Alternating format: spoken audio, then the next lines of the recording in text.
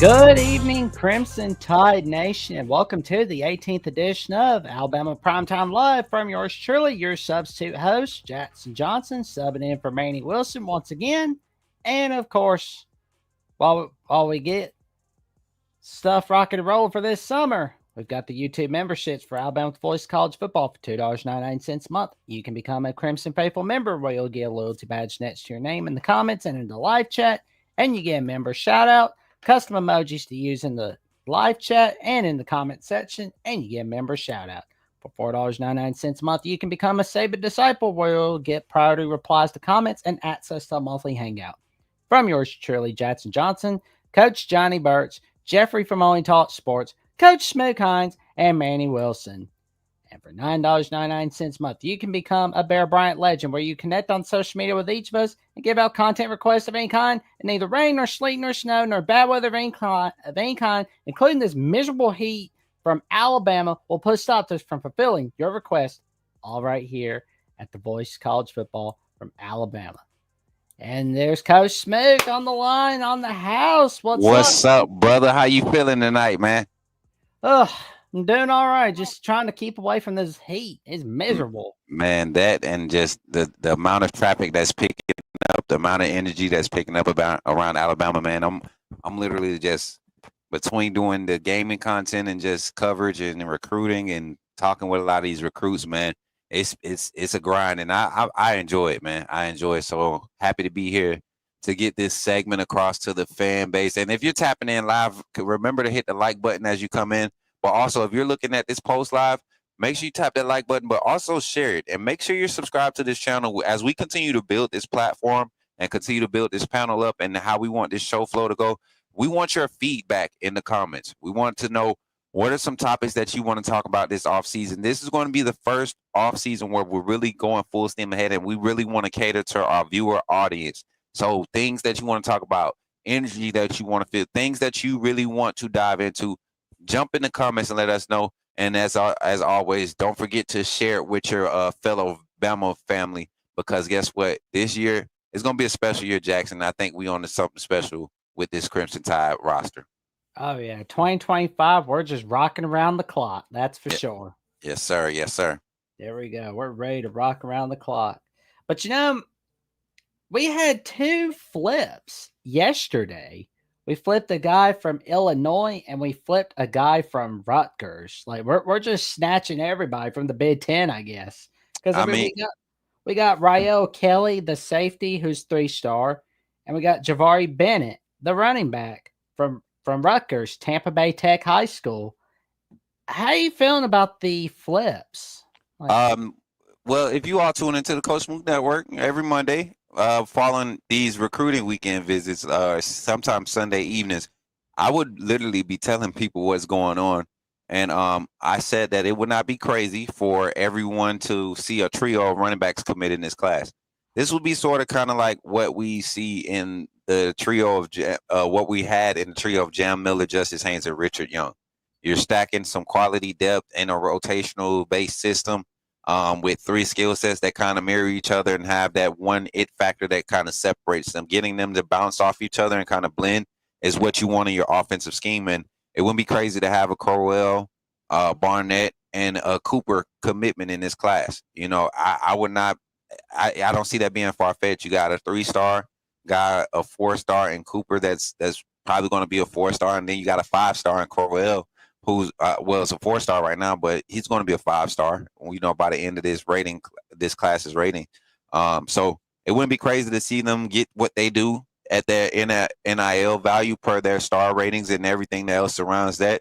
Plus, just having a realistic opportunity to be developed and play some impactful rotational reps as true freshmen in Alabama's offense. So it's a lucrative. It's an attractive conversation when you look at Barnett.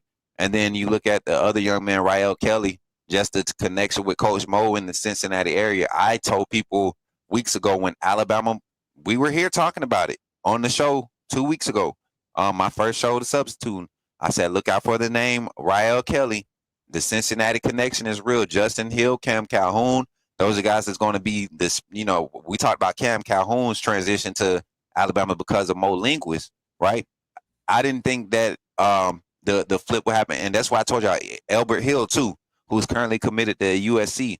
Don't think that we're done pushing at him, because the thing with Coach Mo and this scheme, you can have 4 or 5 cornerback commits in a class, and they can realistically see themselves be utilized in the secondary in Kane Wommack's system. So I think we're in good position with a lot of these guys.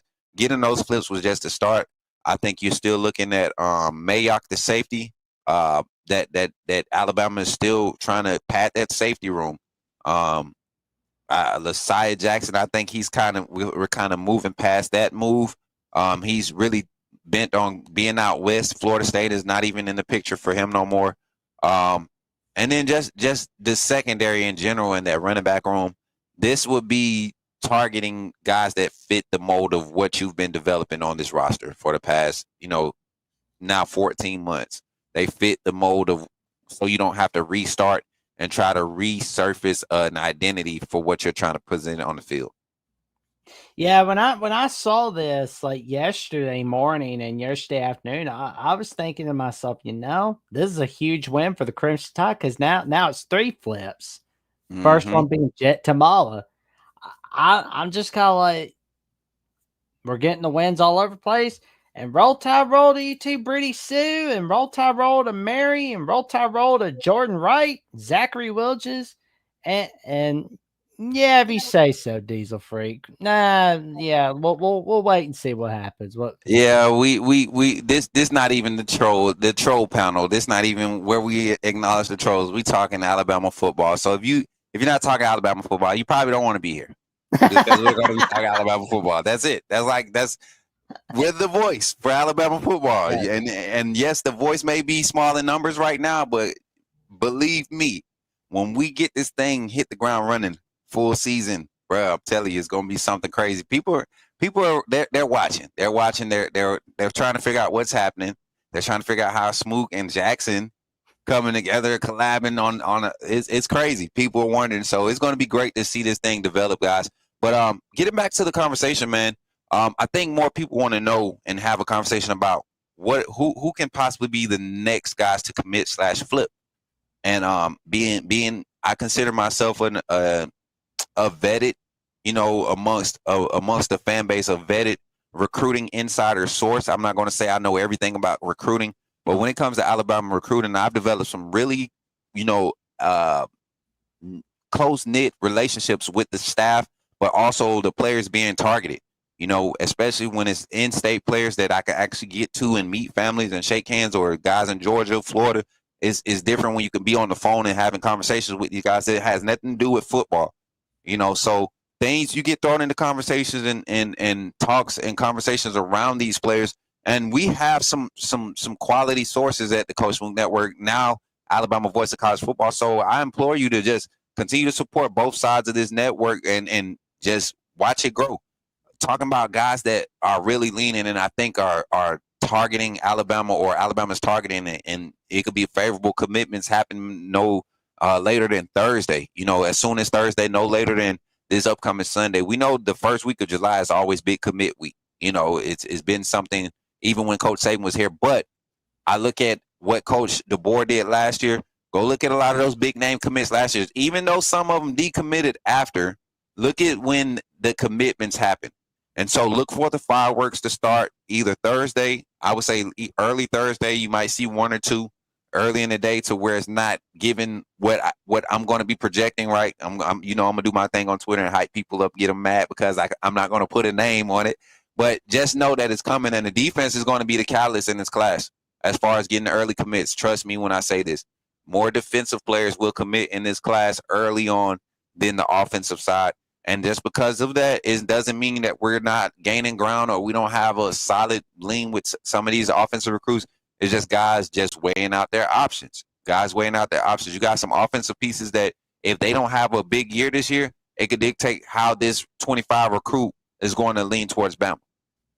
Whatever the trajectory is for that position, it's smart. It's business. That's what the college game is, and recruiting and everything is a business now. So don't worry. I'll keep you informed, but we won't go into particular names, but just know the defense. It looks like this is going to be one of the stronger defensive classes, to where when you see the style of defense on the field this year, people believe that this is going to be like a replica of that Saban era of 2011 to 2015 stretch, or that 2017, 2019, those 3 years where the defense was really legit and they accented the offense very well. So I'm excited about it, Jackson.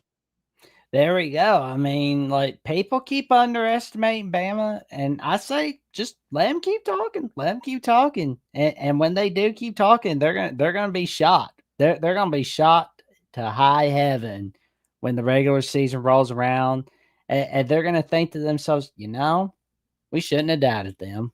Facts. Facts.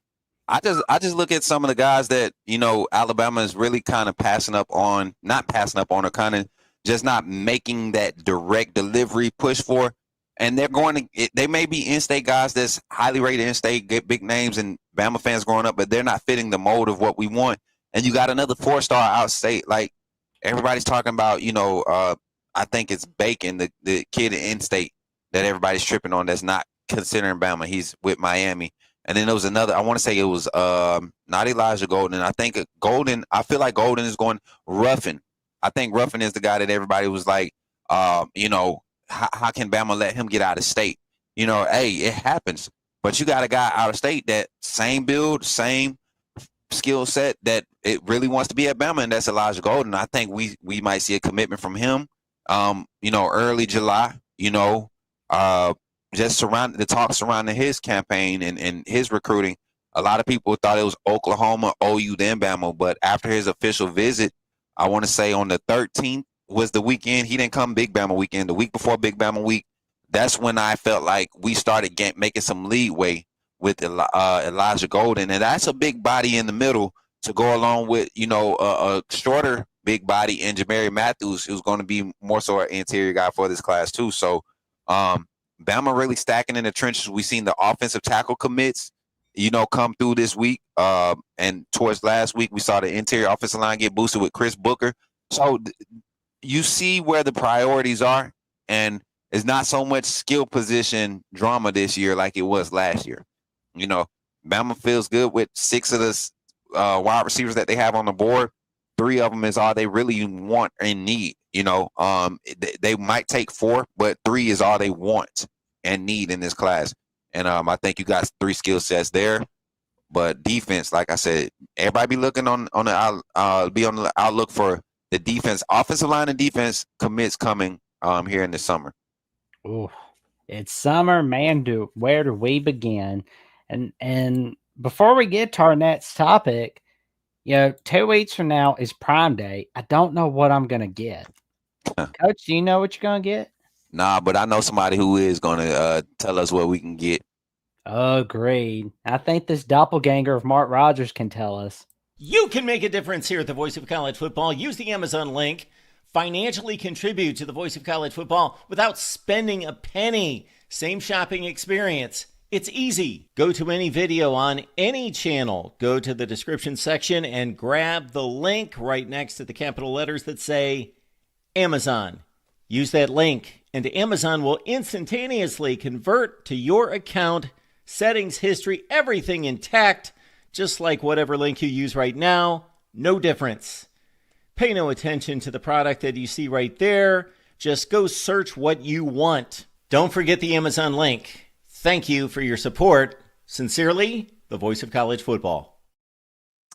There you go. Yes, There we go. Shop on Amazon using the link to support the Voice of College Football. You don't need to buy the product display. It doesn't cost you a penny. You get the same shopping experience with the link down below. Facts. So Jackson, I saw that we wanted to present the topic. Who could be the next flip? And that's something that I've been high on for this recruiting class. Probably the last 2 weeks, I've been talking about potential flips or guys that may commit elsewhere. And this might be a late flip or early signing day flip where it's a guy that's verbally committed somewhere and signs with Bama. So, kind of some guys off top, man. I already talked about Albert Hill that's committed to USC. I think that's just a process. That's something that's going to be a consistent contact there. You have the ties there with Coach Mo and Coach Jones, Coach Kalen DeBoer, those connections there. And we care more about rivalries than USC does. not even just that. You're going to develop defensive backs, man. Coach Mo is literally showing that he can bring 17-year-old defensive backs to the SEC and produce a top 5 efficiency stat secondary, for a majority part of the season. You're talking about 3 of your starting guys in the secondary produce, top 10 grades as far as coverage scores throughout the first 7 weeks of the season last year. So I think this is going to be an attractive spot for any safety. You see Rael Kelly goes in there and we get that early commit from him. Pad the room if you can with secondary guys, because you're going to lose a lot of guys again this season, to the draft. There's potential that you lose your top 2 safety duo in Bray Hubbard and Keon Sapp. So Everhill wouldn't be crazy to get a flip by him, a guy that I think is going to play safety at the next level. Has skill set to play anywhere, in the secondary. I think like I said before, I think we're kind of past Lasai Jackson. Another commit that I think, and maybe not an official commit, but I really do think Nick Abrams is going to be a Michigan commit. But his visit to Bama really opened his eyes to the flexibility that he has with his skill sets to be able to play inside linebacker and on the edge. To see guys like Duke Johnson, who excelled at the edge in high school, come in and transition to the inside linebacker room, and it's progressing well. Same thing with Luke Metz, who played majority, kind of in a hybrid role, coming off the edge, but now is playing inside linebacker at Bama. I think it's a good thing for him to have that interest in Bama, but for Alabama to stay in the conversation, even though Michigan, to me, fits him more as far as an immediate impact. And shout out to all the AAA family pulling up. I see y'all. And shout out to James Green in the chat. Thank you for tapping in, man. He said, hey, Coach, roll, Todd, roll. What does the competition look like to, think Ty or Keelan? We'll talk about it probably at the end. Appreciate you for tapping in, James, and appreciate you for dropping in. Make sure you drop that like on the screen, brother. Go ahead, Jackson. You have something? Oh, I was just pointing at the chat, just kind of pulling my Salt Bob moment. But Mary J said, I shared your clip on my X page. Hey, Coach, appreciates that very much. I mean, like, I know you're a huge supporter of the Coach Smoot Network, and you're a huge supporter of the Alabama channel right here at the Voice of College Football Network. We appreciate your support, Mary J. Thank you so much. He's talking about a clip from the morning show. I had to pray for the Florida State fans, man. It got mixy over there. Kevin Hall tapping in, man. He said Alabama has no primetime live. What? What? Kevin Hall, you mad? He's mad. Can we handle that? Jesus. Like, people came in angry. We got it. Good grief, Kevin Hall. Like, Jesus. Hey, pray for him. But anyways, back to the conversation, man. I think he needs a nap. He needs a nap, a big nap, a good nap, a big nap. But more flips on the way, man. If I had to say it was a flip, I still like Alabama to continue the conversations with the wide receiver out of Spain Park, Alabama, in-state kid that's currently committed to Ole Miss, and that's the likes of Corey Barber. We saw basically, J.J. Finch was a commit to. I think he was leaning towards Purdue. I really do, and his conversation with Bama, knowing that interior defensive line position is going to be something that he can grow into, playing that defensive tackle position, being flexible to be able to play defensive end. You're talking this to the staff and you're getting value thrown at you. Corey Barber had one of those conversations with Jamarcus Shepard. And it's like you got to listen when it's Alabama. This is a kid that grew up in the state. Yes, Lane Kiffin and his system can be attractive. It can be, one of those things that can seem as flashy, but you're talking about developing and going to the next level. Alabama gets you in the door just because you put that script A on your chest. Still does. Doesn't matter who's in the front office right now or at the helm as a coach. Right now, Alabama still believe one of the top talent gathering universities when it comes to college football, and even making strides in basketball, and has always been a consistent in baseball. So it's no secret to be able to make your decision on commitment based off of pro development. And that's something that's important to a young guy like Corey Barber out of Spain Park. So those are just a few guys that I think are seriously we can get in their eyes and get commits. But guys that are undecided, I think, are leaning elsewhere. Anthony Davis, everybody's big on Tank.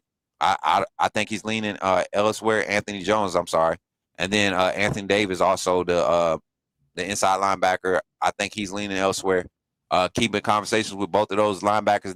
This class, we got to load up on linebackers. We're going to lose a lot of guys. Majority inside linebackers to the draft. The edge guys, you're going to lose maybe one or two to portal just for pure time to transition because you're in your third or fourth year. So it's a lot to look at when it comes to potential flips. You're going to see some guys verbally commit elsewhere, but Alabama will be in contact with guys like that. Who else? And I'm looking at leans. I look at there is one guy that's at Georgia Tech that was visiting Alabama. Jaden Terry. Yep. I was talking about him yesterday with one of my training development guys up in Northeast Georgia. The thing is right now, man, a guy like Jason Terry, you're talking about a prospect 6'3", 175, is not about his size or anything. Is do you really want him as a safety or a corner? And not many programs can give you the flexibility like Kane Wommack's system. So to go after Jaden Terry, you're going to see guys like Zay Mincy get opportunities because you want to be able to pitch to him, hey, we recruited Zay Mincy as a corner. He took a year to develop at both positions, provided quality depth, actually was on the field and provided impactful support minutes, rotational minutes for us throughout the second half of the season. And look at what he is now. Zay Mincy could come out of this year, getting late third, fourth round draft picks, playing rotational type reps and be a steady starter for 2 years and not a rotational guy and be a top round draft pick because of this system. So, and it's not a waste of time to stay in college now. NIL makes sense. You got quarterbacks that know they're not going first round, staying around in college for an extra year, transferring to stay around for an extra year to collect $8 million. Oh, there we go. Oh, he's no, this is my house now. That's what he's telling them. So shout out to Jaden Terry. I don't know. I think Georgia Tech has something there for him package wise. Being able to be a nickel guy, one high guy.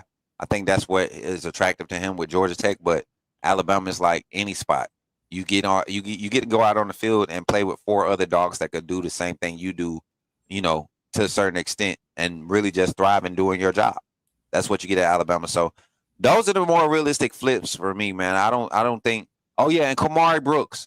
With Kamari Brooks being officially committed to Georgia. Oh, yeah, he's a Bulldog now. Yes, I really think that this intensifies Alabama's push to really load and pad this linebacker room across the board. You're talking about Xavier Griffin in this class. Jamarian Matthews is kind of more so a defensive tackle development, but he plays some edge defensive end.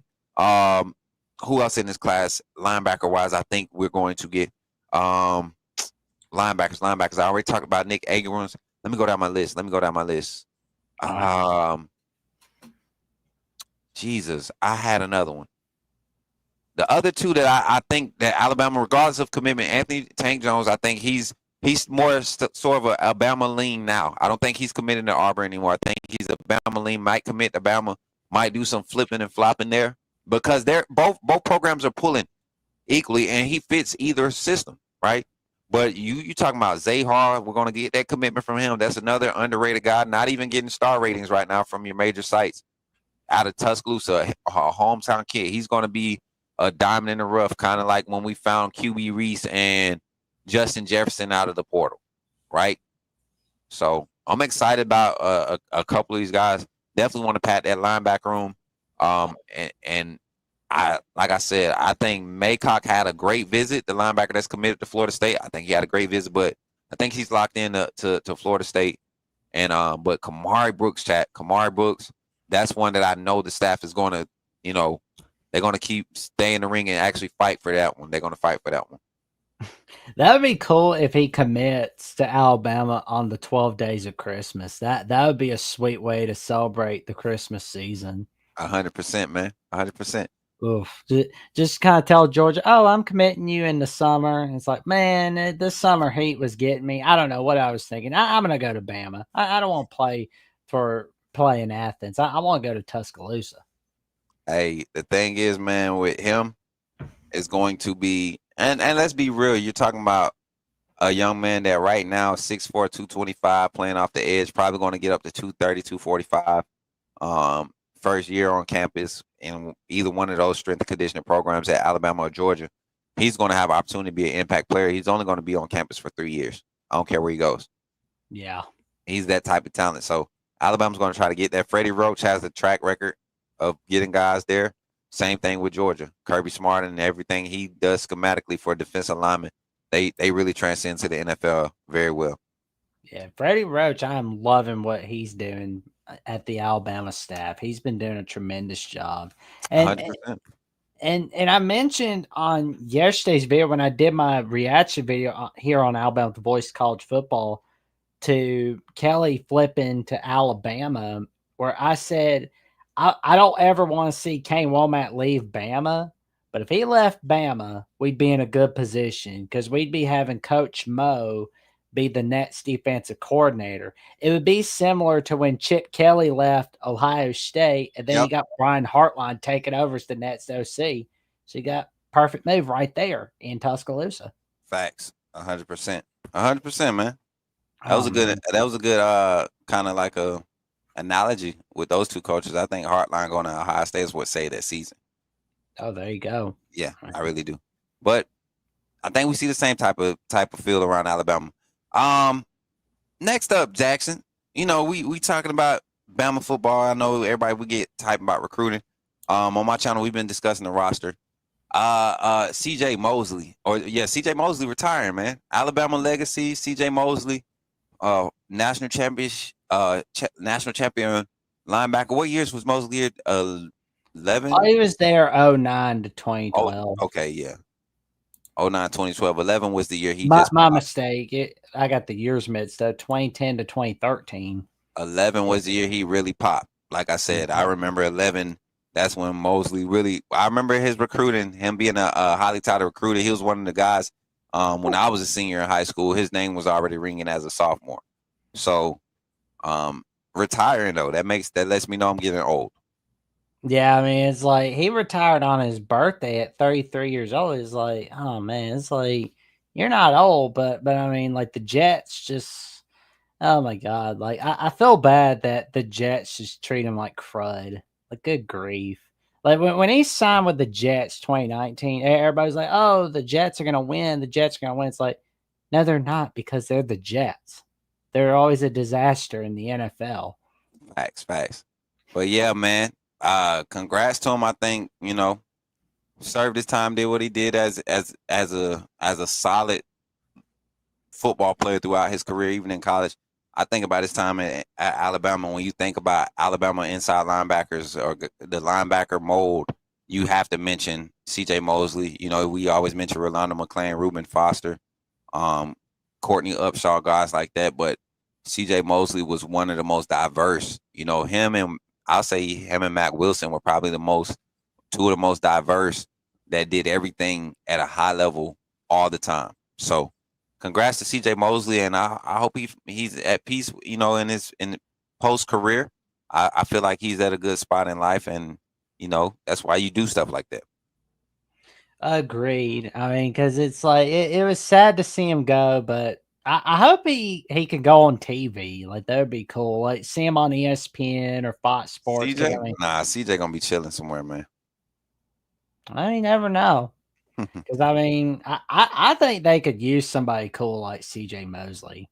Yeah, that's why I said he probably gonna be chilling somewhere. He's so laid back and chill, man. Hey, maybe he could start a podcast. That'd be cool. I'll get him on the Coach Smook Network. We'll get him on the Voice of College Football. There we go. I'm loving it. Loving it. Let's go. Let's do it. Oh, man. CJ, if you see this, man, we want you here. Alabama Voice of College Football. Come join us. We want to talk about your retirement. Let's talk about your career. Talk about your days at the Ravens, Jets, everything. Let's talk about fourth quarter program. Let's hear a couple stories I heard about your time. Yeah, man. I like to get with alumni and talk about their time at Bama during the Saban era, because it just continues to show us that the evolution of the game is not waiting on anybody. It's not waiting on anybody, man. No, it does not. And I gotta tell you, like that 2012 season, that was humongous right there. And he was leading the team in tackles, not just in 2012, but in 2013. That's awesome. That's why I said 2011 was the year where he really started flashing, and people was like, oh, he gonna be a problem. So them next 2 years, man, he just dominated the game, man. That defense was nasty. 2012, 2013, some of the nastiest defenses. Some of my Daquan Minzy playing on in 2011, 2012, I believe. Yeah. Yeah, like 2011, that was a huge dominant year right there. It's like Especially in the secondary. That was probably one of our best secondary groups I've seen assembled. Probably skill set nowadays, they probably would struggle, but you talking about for that time and how physical they were in lockdown and zero coverage and run support. Some of the best action we've seen in Kirby was the freaking defensive back coach then helping defensive coordinator, defensive coordinator at that point. Oh man, like the only close game we really had 2011 was LSU. Like that was it. Like that was the only close one. Everybody else just got spanked or smacked off the face of the earth. Sorry.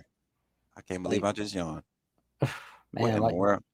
Like looking back at the points allowed most per game during the season of 2011, Georgia Southern, like that was the most points we allowed. The triple option, man. You don't I remember know, that game? right? That thing was pissing Coach Saban off. Man, It's already back. I missed the triple option and I missed the wishbone offense. I don't. As a wide receiver, I despise both of those schemes. Well, I just love looking back at some of those offenses, not just throughout college football, but for Alabama as a whole. Because like we had that wishbone offense 70s, worked out nicely for us. But yeah, 3 yards in a cloud of dust. Oh man, the 2010s, full of magical events. You had awesome events like Regular Show, Adventure Time, and Gumball, Gravity Falls. Awesome cartoon shows on Disney and Cartoon Nickelodeon, and Alabama football stomping a mud hole in everybody's butt in the 2010s. Oh man, who is this Trojan fight? He's a friend of the Voice College Football Network. Trojan Fight used to come around. He don't ever talk no real football, man. Trojan Fight, I ain't trying to hit none of that tonight, man. We ain't trying to hit none of that tonight. You know what I'm saying? Listen. You worry about what's going on whichever Trojan fan base you represent this year, because we know you like to flop, all right? We know you like to flop. But it's good to see you in the chat, man. Appreciate you for being here, man. Yeah, we love him very much. He's a very valuable member of the community at the Voice College Football. Great conversation as always. His troll game is weak, but he definitely could talk some football when it come to really discussing football. But yeah, man, Jackson, I think we good on the night, bro. Like it's a lot of things going to be coming up, and I don't want to spoil the rest of the week for the Alabama channel. Especially with some reactionary stuff that y'all going to be able to react to over here on Thursday night. It's like I said, expect some more big news recruiting wise. I'll be releasing it over on my content, as you can see across the screen. Look it up at Coach Smook on all platforms. I think everybody knows what our mission is here.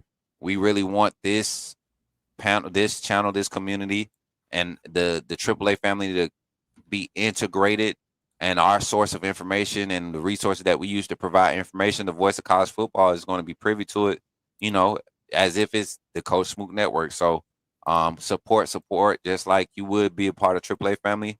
Think about becoming a member of the Alabama Voice of College Football, because we'll start putting out more informative reporting stats type stuff on this channel.